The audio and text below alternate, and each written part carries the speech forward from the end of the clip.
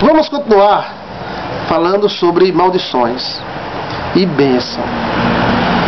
Continuando a nossa terceira palestra, paramos quando Ananias e Safira foram amaldiçoados por Paulo e eles morreram. Depois indagamos por que Deus não matou Pedro, nem Paulo, o próprio Paulo. Eles eram pecadores pior do que Ananias e Safira. Aquilo foi o poder que Paulo falou e aconteceu. Autônomo. Aí ele disse, não, mas foi o Espírito Santo de Deus. E o Espírito Santo de Deus veio para matar ou para dar vida?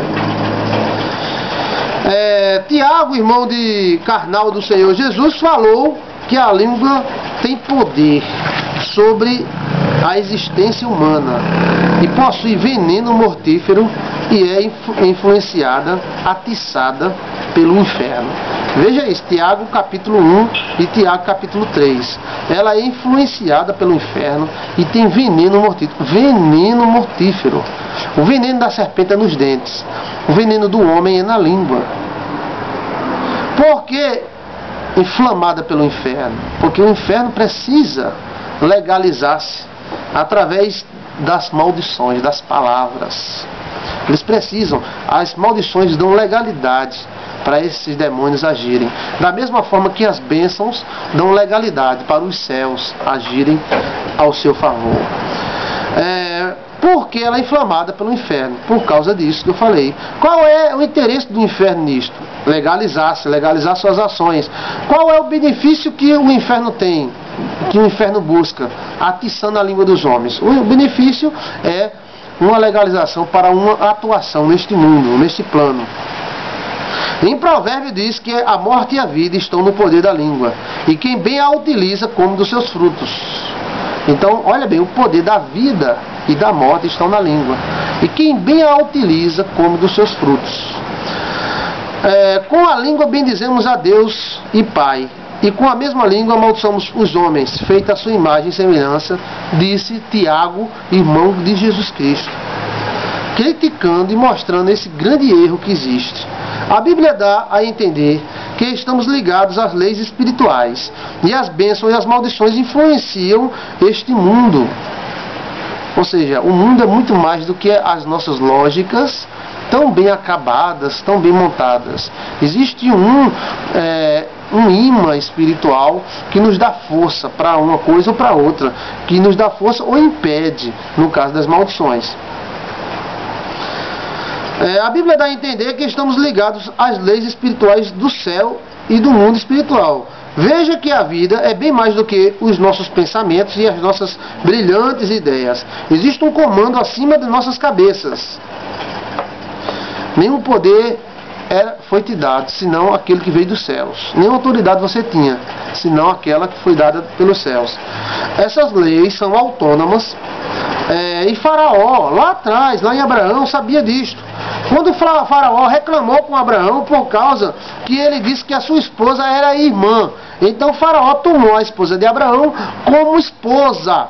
E começou a acontecer coisas diferentes na casa de Faraó. E Faraó, que não era hebreu, mas era inteligente e tinha os seus auxiliares, percebeu que alguma lei espiritual ele estava quebrando e que tinha alguma coisa errada. Foi quando ele percebeu que Abraão brincava com sua esposa de uma maneira diferente, não de irmãos, mas de uma maneira de homem e mulher, marido e mulher. E nisto ele veio, reclamou com Abraão e expulsou Abraão do Egito, mostrando que essas leis espirituais, até os chamados povos ímpios sabiam que elas existiam e até hoje existem.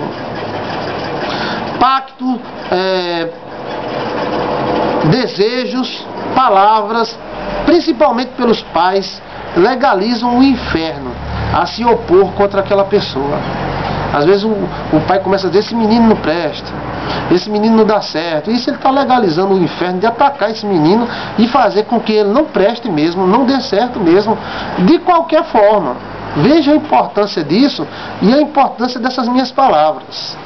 Não é à toa que eu estou lhe dizendo isso. O inferno é legalizado pelas maldições e o céu pelas bênçãos. As maldições abrem as portas do inferno e as bênçãos abrem as portas dos céus. As maldições são vivas como uma pessoa. Nem todo espírito são anjos. Nem todos os espíritos são anjos. A Jesus Cristo falou: as minhas palavras são espírito e vida. Elas não voltarão para mim sem fazer o que lhe apraz. Então as palavras de Jesus eram vivas. Vivas como uma pessoa. E elas vão voltar para Jesus depois que fazer o que ela tem que fazer, o que é de sua natureza. Então as nossas palavras também poderão ser vivas, ou são vivas, não como as de Jesus, mas numa dimensão menor, porém em uma dimensão de vida. Então nossas palavras são vivas, as palavras boas são vivas, e as palavras más também são vivas. As palavras de Jesus eram vivas. Será que as nossas também não são? Ou não possuem alguma vicissitude? É possível sim que alguns cristãos tenham algumas legalizações do mal em suas vidas que precisam ser resolvidas. É mais eficaz analisar para destruir uma maldição do que dizer: não, eu sou crente, eu não tenho isso, não, eu sou uma pessoa pura e santa e toda poderosa. Não adianta negar. Às vezes acaba sendo prejudicado e dizendo que é Deus, dizendo que é provação, mas na verdade não é. Na verdade é uma perseguição espiritual que ele está enfrentando. É o diabo tentando destruí-lo, e não Deus. Deus não quer destruir ninguém. As maldições comportamentais são aquelas que as pessoas se comportam erradas e são atingidas. Elas são independentes daquelas outras maldições. Por exemplo, as maldições comportamentais. O preguiçoso vive dormindo em casa e fica reclamando porque não tem nada. Ele pode até dizer que foi uma maldição que alguém disse, alguém falou, mas na verdade é uma maldição do comportamento dele, que é errado, fraco e sem estrutura. E a Bíblia diz: por causa da preguiça, cai-lhe o teto sobre a cabeça. Então o teto está lá, cheio de cupinho. Lá, e o cabo olhando para depois a gente, o teto cai na cabeça. Existem também as maldições comportamentais, as maldições espirituais, que são aqueles pactos, pragas proferidas. E essas pragas têm que ter legalidades. Uma pessoa no meio da rua se virar para você e amaldiçoar você, não vai pegar. E se pegar, não tem força. Mas uma pessoa que tem uma legalidade sobre você, aí essa pessoa pode ter força, mas mesmo assim, todo mal pode ser retido. Amém? Existe desejo do mal expresso por palavras e colheitas. A capa fez um mal, desejou uma praga, volta para você. Do jeito que as palavras de Jesus vão voltar para Jesus, as suas palavras poderão voltar para você se você não tiver cuidado. Aceitar Jesus não anula tudo isso, essas leis espirituais. Meu irmão, aceitei Jesus, eu estou puro, santo, maravilhoso, tal. Tudo bem, glória a Deus. Mas existem algumas pessoas que têm problemas com isso e precisam resolver essa questão. Por que Jacó teve que lutar com o anjo? Na volta para casa, rico, com suas duas mulheres, seus filhos, servos, escravos, servas, podre de rico. Mas ele foi lá para o Vale de Jaboque para lutar com o anjo, para mudar o seu nome, porque o seu nome representava uma maldição. Jacó, o enganador virou pai de Israel, pai de nações. Israel, pai de nações. Então ele teve que destruir essa maldição, e ele já estava com o Senhor, ele já estava abençoado por Deus, ele já estava rico, Deus já tinha aberto as janelas do céu para ele, ele já estava rico e abastecido, mas ele precisava enfrentar essa situação, e o anjo deu essa oportunidade dele enfrentar e vencer. Algumas maldições são como uma semente, ela leva um tempo para estourar. Então isso aí, uma semente você não guarda 2, 3 anos, né? Então algumas maldições são sementes. Por isso que as pessoas dizem: palavras são sementes. Jesus veio para quebrar as maldições da morte e do pecado. Porém, nós ainda morremos e somos ainda pecadores, sim ou não? Você já viu algum crente dizer: eu não vou morrer e não morre?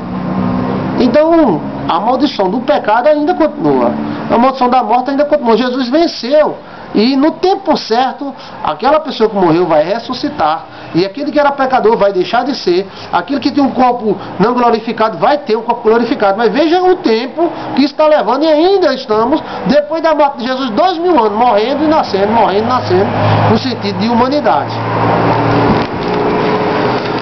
Mas elas foram anuladas por Cristo, porém ainda existem. Mas por que elas existem? As maldições agem diretamente na sorte. Isso aí é algo interessante. Atraindo coisas e fatos segundo a sua natureza. Então temos uma sorte, temos uma energia. E essa sorte, essa energia, nossa bagagem espiritual, ela atrai coisas segundo a sua natureza. E as maldições se aliam a essa sorte, a prejudicando ou a abençoando. Vamos continuar, vamos para a quarta palestra sobre este assunto, bênçãos e maldições.